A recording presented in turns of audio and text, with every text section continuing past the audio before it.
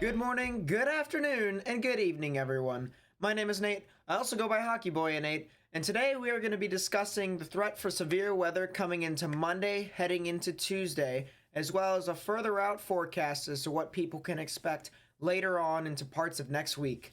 But before we get started, I'm going to have to ask you all to do me a favor, hit that like button down below, subscribe if you are new, and turn on notifications because I do videos just like this one every single morning. As well as we do live streams for whenever the events happen. So if there's a giant severe weather event and it pushes on through and creates the threat for tornadoes, causes a tornado watch, I most likely will be live streaming it. I will have to remind you all though that from Monday all the way up until Saturday next week. So I think that's what, the 22nd to the 27th. I will be only uploading videos. I cannot stream. I will be down in Florida unless if we get that severe weather event that we'll talk into the later parts of next week. If we get that severe weather event, I might be able to actually live stream me chasing. But in regards to me doing analysis, I will not be able to provide that. So I just wanted to let you all know ahead of time that if there's any sort of severe weather event that gets into the threshold of where I would typically stream, cannot provide that for you. But I will continue to provide videos. Whether the quality is the same as this one or not, I don't know. My laptop is it's okay. It's not as good as my computer, but it's okay. So I'll be able to hopefully get something up. So, anyways, let's go ahead and get on with the video here. The Storm Prediction Center, this is the page that we're on. Their outlooks go all the way into Monday for the day 1 through 3 with the categorical outlook. And there's a little bit of a fire risk, but that's mainly in the rural areas. What I'm focused here is this marginal on Monday. And if you were here in yesterday's video, we talked about the potential chance for some severe thunderstorms to impact the southern plains all the way down into the deep south from Monday into Tuesday. And the Storm Prediction Center has already issued a marginal risk for Monday. So let's go ahead and hop into what happens on Monday. Excuse me.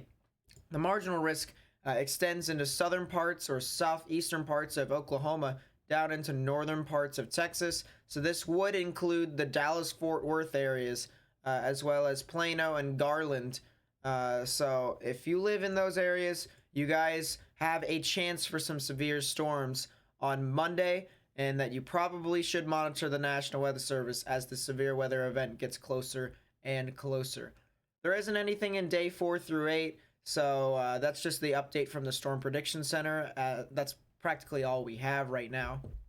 Let's take a look at the GFS model. This is the Global Forecasting System, a model that is that goes pretty far out, goes long range.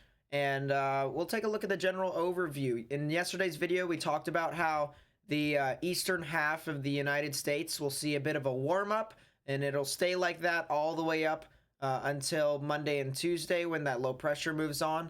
And so let's see if that happens again. It looks like there's a giant high pressure in place right here in the northeast, which will cause, as I mentioned, some warm conditions because your warmer air down in the southern parts of the country is now starting to move into or advect into the parts of the north and east. So it won't be just below freezing temperatures anymore. It'll be into the 40s maybe even to the 50s if you get lucky.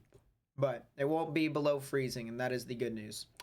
Still some areas of snow into parts of the Rockies. I mentioned that if you're a skier out there, you guys still have the opportunity to ski. But then we're heading into Monday. This is Monday morning, and we got some general thunderstorms that start to develop into places like Iowa, down into Nebraska, Kansas, and Oklahoma. We also have some snow showers that are lingering into places like Colorado, as well as New Mexico. So just basically the Rockies, as the Rockies typically do what the Rockies do. I don't think that needs a further explanation because the Rockies do weird things if you live over there. And I'm pretty sure they can admit that. So we'll continue with the model frame here, and the low pressure now starts to develop.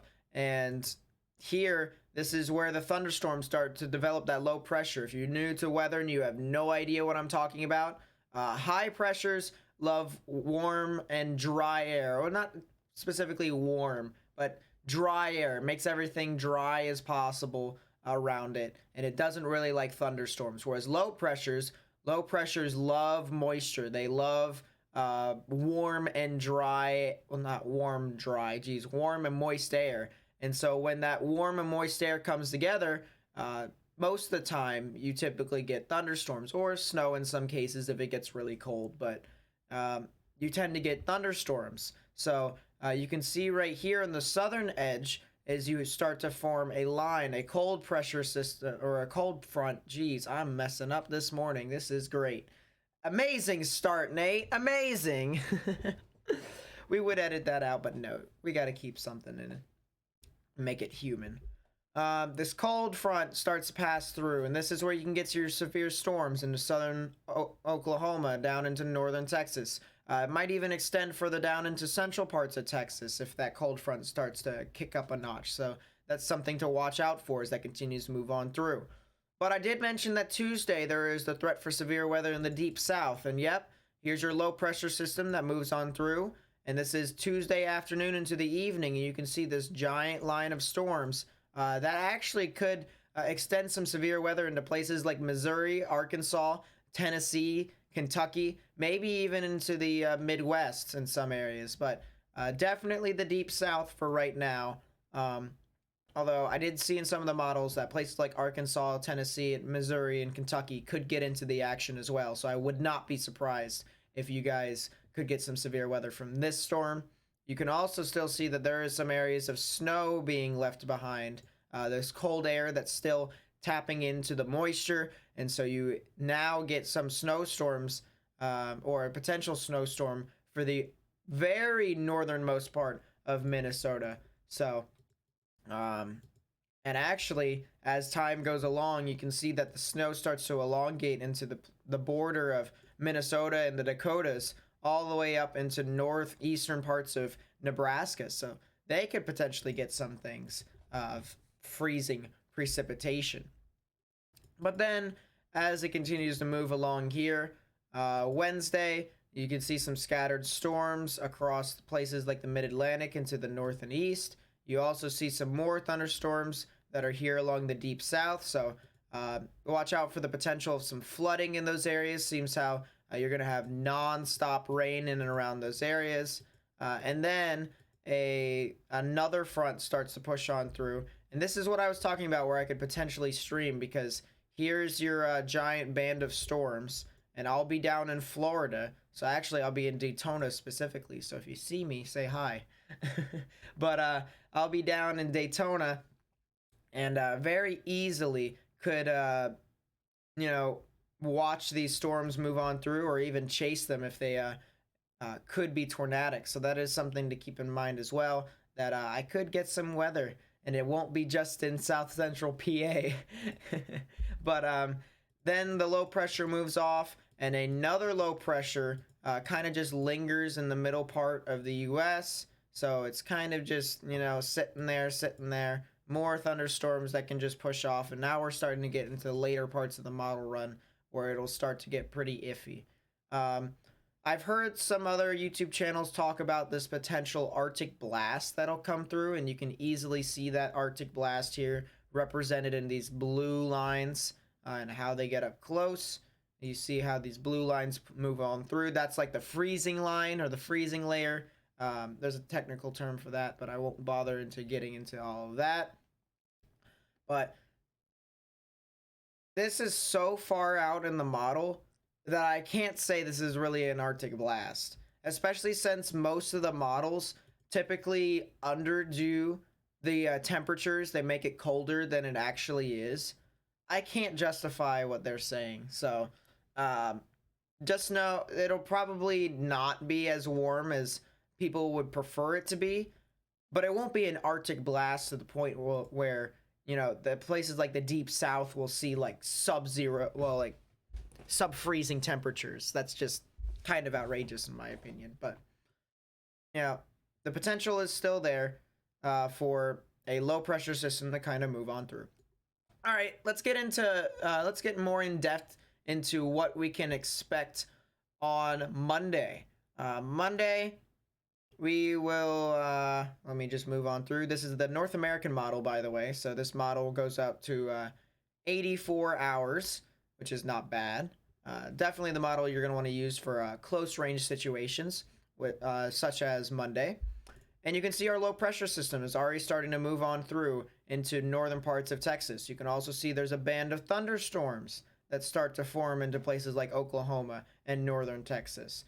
Then, as it continues to move on through, you'll see that after Tuesday, into the overnight hours heading into Tuesday, this is probably the reason why the Storm Prediction Center didn't issue a marginal risk extend into southern Texas, because the NAM actually says that there's no thunderstorms that develop down here. So right now the models say nothing could form, but I wouldn't be surprised if you guys got extended into a marginal risk. So just do keep that in mind within the next couple of days.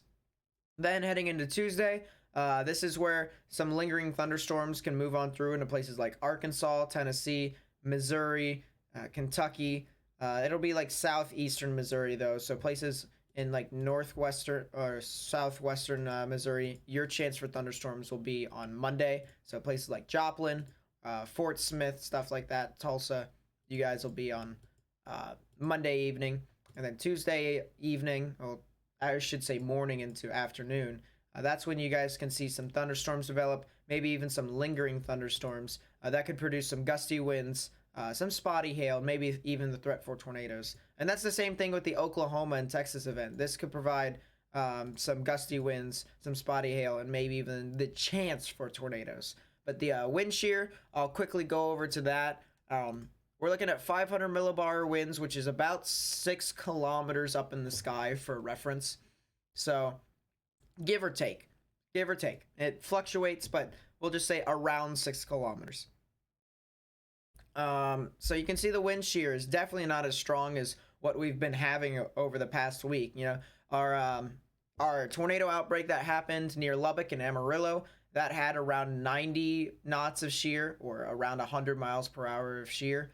Our event in Alabama and Mississippi had around 80 or 70 to 80 knots of shear, or 80 to 90 miles per hour of shear. And then this event right here, 60 to 70. I mean, it's still strong shear. Don't get me wrong. But it's around 60 knots, which is 70 miles per hour. And it's not as strong as some of the events we've had previously. So that leads me to believe that it'll be a bit more of a gusty wind threat, and that the tornado threat won't be as large as some of the other areas. But still something to continue to monitor as this heads into Monday. But if any of you guys are curious as to what at minimum you'd want for severe weather, with 500 millibar at the 500 millibar height, you would want at least 45 to 50 knots of shear. That would be preferred in order for you to get some severe weather. So 45 to 50 knots would be around 50 to 60 miles per hour. And so it's just barely eclipsing that range. Just barely, if you get what I mean. But then as it heads into the deep south on the Tuesday afternoon and evening, you can see there is some areas of wind shear that get up to 70 knots out in front of the thunderstorms. So you very easily could see an elevated risk of severe storms in the deep south compared to on Monday. But as of right now, doesn't seem to be all too big at the moment. And the shear isn't all too strong still, especially at the lower levels. The lower levels of the atmosphere. We'll take a look at 850 millibars, which, if I have to refresh my memory as to where that is exactly, it's a little bit above 1 kilometer. So if we take a look at that, we need at least a little bit of shear or a low-level jet to kick in order to at least consider thunderstorms. So this is Monday, and yep, we have that low-level jet that'll kick in on Monday. So you'll get your severe storms into places like Oklahoma and Texas. But then if we take a look into Tuesday, that low-level jet starts to diminish, And so you might see some severe storms a bit more into places like Missouri, Arkansas, northern Mississippi, into Tennessee, as well as the Midwest, compared to some other areas like the Deep South, or at least a stronger chance might be a bit further north rather than southern Mississippi and Louisiana. But we'll see as this continues to move on through and get closer and closer. All right, just to double check with everyone as to if the temperatures have fluctuated at all, because I know everyone wants to get comfortable, everyone wants to experience some comfortable weather, and so this is exactly what we're going to try and look for. This is the GFS. This will be a bit of a long-range model to try and make sure that if any of these temperatures have fluctuated at all from yesterday's video. So we still have our cold temperatures. Still have our cold temperatures up in the north and east. That is true so far. But then, as we continue to move on through, look, according to some of the color codes, which you can see down here, these yellows start to get into the upper 50s and maybe even 60s. Now, the brighter blues are kind of the 30s to 40s, and the darker blues are like 40s to 50s. So that's something to keep in mind. But for most of the country, you can see up in the northern plains, you guys can get up to the 60s. Oh, yeah. The 60s. And you guys are supposed to get snow later on in the week. That's kind of mind-blowing, honestly. But then there's the the lows for the evening, and then the highs. And this is when stuff starts to ramp up a bit for the northeast. Around Sunday, look at this. Your highs can get up to the 50s and 60s. Look at that. I said 40s earlier on, but that was a bit of a teaser, I guess. So you guys are getting a bit of a warm-up, and it would be in the 50s and 60s relatively soon. And then here's Monday. This is the day for severe weather in Texas. You can already see your boundaries start to form because of the low pressure system. So the low pressure system will kind of push on through. And if you guys can't see it, it's basically this like gap right here where it's lighter blues. So this is the boundary that starts to form off of the low pressure system. And look at this. Look at this part of the US right here. Look at how warm that is. The Northeast is starting to crack 60. New England will actually be able to get out of their cold spell for a bit, which is, I know if you guys live up there, you guys want to get out of that. All right, it comes a point in time where people start to say enough is enough. We want some warm weather as well. You guys might actually be getting some comfortable temperatures relatively soon as well. Look at Michigan. Michigan gets into the 60s. That's comfortable for you all. Especially since you guys are around the Great Lakes. You guys usually get some scattered precipitation and stuff like that that ruins your day. You guys most likely will get into the 60s in some of your areas. So that's pretty interesting as well. And then the Deep South, what more do I have to say? 60s and 70s, 80s into Florida. You guys are living the dream. But then once it gets into Monday, that's your low pressure system that starts to push on through. Florida starts to cook heavily. Anywhere in the Appalachians, you guys are relatively cool. I mean, it's kind of expected, honestly, because it's, mountains. Higher up in the sky you are, the colder it gets. So you guys are a bit cooler into the 50s, but the north and east, you're still there. This is Tuesday, and you guys are still relatively warm. Deep South's still relatively warm too, even with that low pressure system with all the rain. So, you guys are still going to stay relatively warm for quite a bit. Now, I will say, the area that doesn't stay warm for a while, look at the northern plains now. It's starting to get pretty cool. You get some areas in the 40s, maybe 50s. And then you can even see some of the kind of burgundy colors. That gets into the 20s. So that could be your chance for snow right there heading into Wednesday. But then that's when your low pressure system starts to push on through. And your cold front creates a little bit of cool air for the north and east. Before warm air starts to come back a bit. So that is something to keep in mind right there. That warm temperatures could be coming back for you all, but just for a bit. It'd probably go all the way until the end of next week. Anyway, guys, that's going to be it for me. I'll go a bit more in depth tomorrow as to what the event on Monday will look like, mainly because we'll be right next to the event and we'll have everything that we need to cover for Monday and Tuesday. And that will be my last actual big, not really big video. It'll be my last high quality big video before I head off into Daytona. So if you guys do like the content that you see here, and you are willing to wait until early parts of next week on Sunday when I actually start uploading videos from my computer again, please be sure to leave a like, subscribe if you're new, turn on notifications, share this with friends and family, and on social media. That would be nice. If you want to join my Discord server, link in the description down below. If you want to follow me on Twitch, I'll be playing video games on Twitch whenever we don't do live streams on weather events. Follow me on Twitch. It would be pretty cool if I got up to 1,000 followers on Twitch too, so I could say I got 2 accounts that have over 1,000 followers. That would be pretty cool. Yeah, I think that's pretty much it. Thank you guys so much for watching. My name is Nate. I also go by Hockey Boy Nate, and I'll catch you guys in the next video. Peace.